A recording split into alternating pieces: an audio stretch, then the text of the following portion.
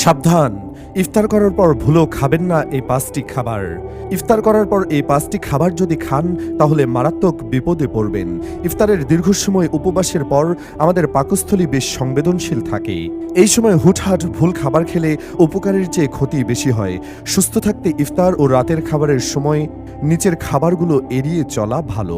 অবশ্যই ভিডিওটি সম্পূর্ণ দেখবেন এবং আপনি যদি মুসলিম হয়ে থাকেন তাহলে অবশ্যই ভিডিওটি শেয়ার করে আপনার সকল মুসলমান ভাই ও বোনদেরকে এই বিষয়টি জানার সুযোগ করে দিবেন এবং কমেন্টে ইনশাআল্লাহ লিখে যাবেন।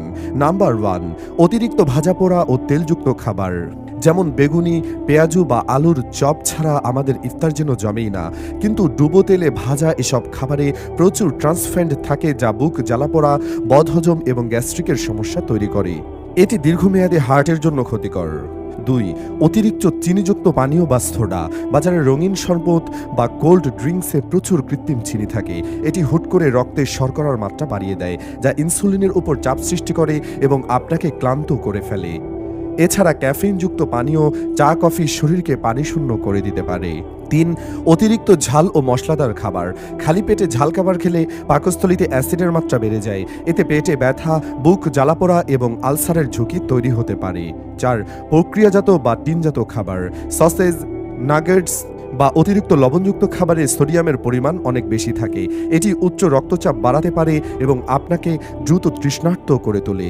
5, একসঙ্গে অনেক বেশি খাবার খাওয়া, সারাদিন না খেয়ে থাকার পর ইফতারে একবারে অনেক বেশি খেয়ে ফেলা এটি শরীরের জন্য সবচেয়ে বড় ক্ষতিকর।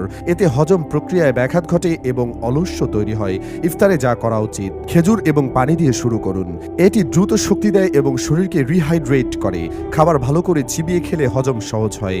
ভাজা পোড়ার বদলে শসা, তরমুজ বা দই চিরা খেতে পারেন, যা পেট ঠান্ডা রাখে। ইফতারের পরের সময়টুকু শরীরকে পুনরায় সতেজ করার এবং পরবর্তী দিনের জন্য শক্তি সঞ্চয় করার জন্য খুব গুরুত্বপূর্ণ। খাবার খাওয়ার পরপরই কিছু অভ্যাসের পরিবর্তন আপনার হজম এবং শারীরিক সুস্থতায় বড় প্রভাব ফেলে।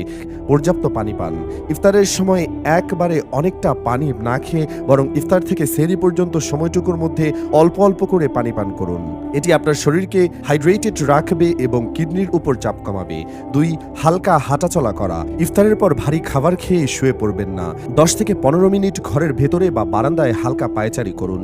এটি মেটাবলিজম বাড়াতে এবং খাবার দ্রুত হজম করতে সাহায্য করে। 3, স্বাস্থ্যকর রাতের খাবার, ইফতারের অনেক বেশি ভাজা পোড়া খেয়ে ফেললে রাতের খাবার এড়িয়ে যাওয়ার প্রবণতা দেখা দেয়, তবে এটি করা ঠিক নয়। ইফতারের 1 থেকে 2 ঘন্টা পর হালকা কিন্তু পুষ্টিকর খাবার যেমন ওটস, লাল চালের ভাত বা সবজি খাওয়া উচিত। 4, ইফতারের পর মিষ্টান্ন বা চিনির তৈরি ডেজার্ট না খেয়ে মৌসুমী ফল খাওয়ার চেষ্টা করুন। ফলের ফাইবার বা আঁশ কোষ্ঠকাঠিন্য দূর করতে সাহায্য করবে। 5, তাড়াতাড়ি ঘুমানোর প্রস্তুতি, সেহরিতে যেহেতু দ্রুত উঠতে হয় তাই রাতের খাবার খেয়ে খুব বেশি দেরি না করে ঘুমের প্রস্তুতি নেওয়া উচিত। পর্যাপ্ত ঘুম না হলে পরের দিন রোজা রাখা কষ্টকর হয়ে পড়ে এবং মেজাজ খিটখিটে থাকে।